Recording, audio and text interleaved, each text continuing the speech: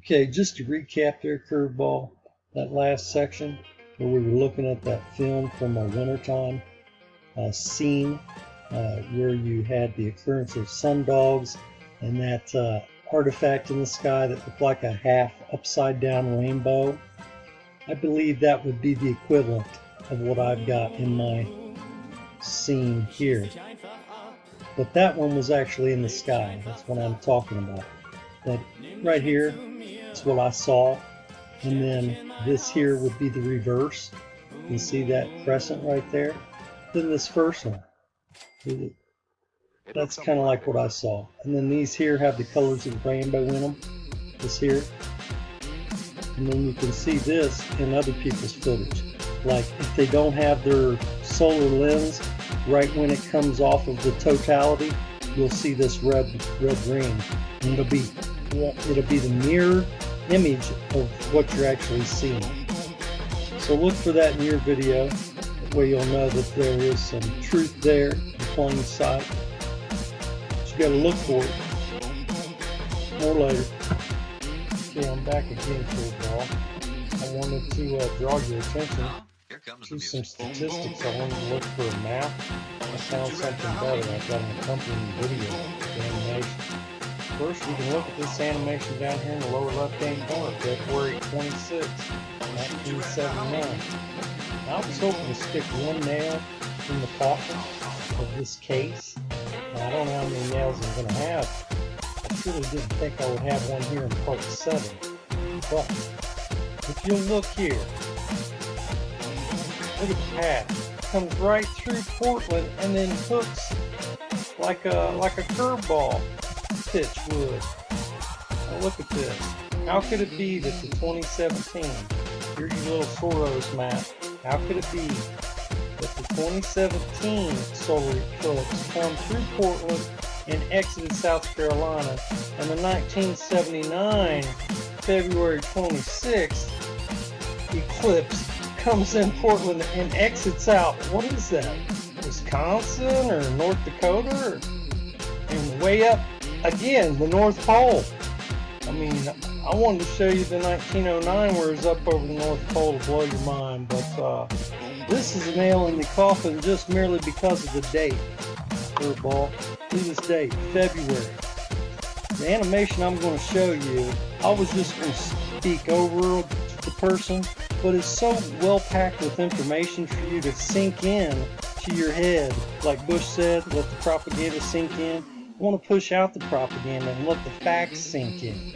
The facts of the story that scientism chiefs and priests tell you is full of holes if you question it.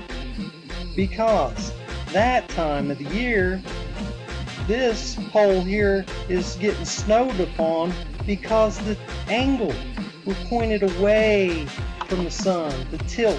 Because of the pole, the tilt of the pole. But a lot of people think, oh, well, we wobble, and, the wobble is a 26,000 year cycle. She gives a great analogy. 3,000 years it takes for the pole to rotate 1/9 of its cycle. And she'll show you an animation. It's really good, so I'll include that. But I wanted to break it down first and show you how absurd this is to think that that could be the moon. Remember again, their own numbers seal their fate.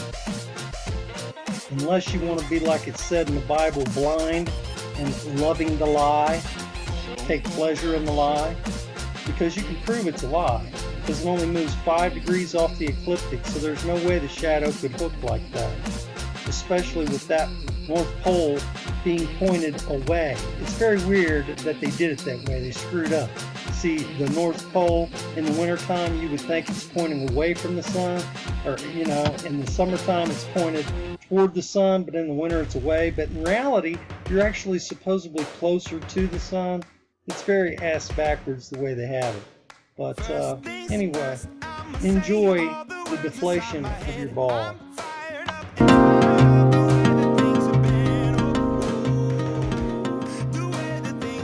The Earth's axis of rotation, or the wobble effect. Let's begin by talking about the Earth's axis.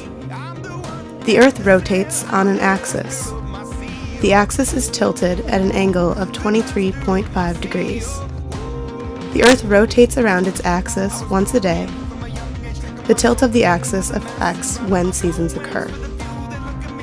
When the axis tilts toward the sun, the northern hemisphere experiences summer, while the southern hemisphere experiences winter. In half a year, the Earth will revolve elliptically counterclockwise around the sun, while the axis stays tilted at 23.5 degrees.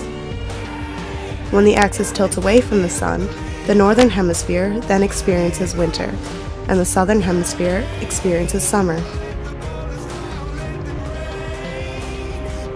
The axis of rotation, also known as the wobble effect. The Earth's axis has an axis of rotation, and, just like a top, the axis spins. The angle does not change, only the direction of the axis. The axis of rotation will complete a full cycle approximately every 26,000 years. Today, this is how the seasons correlate with the axis of rotation and its orbit around the sun.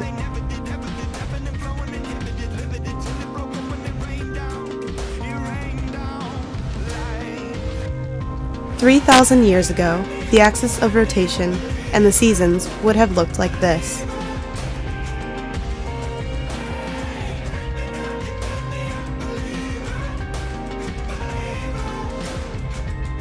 "3,000 years from today, the axis of rotation will have moved more than 1/9 of a full cycle.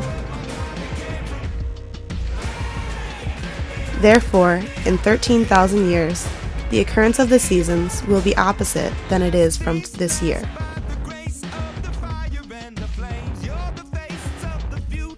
After 26,000 years, the axis of rotation will have completed a full cycle, and the occurrence of the seasons in the Earth's orbit will start over. In relation to the stars, the Earth's axis currently points toward the star Polaris. Due to the axis of rotation, the Earth's axis will be pointing somewhere near the star Vega in 13,000 years.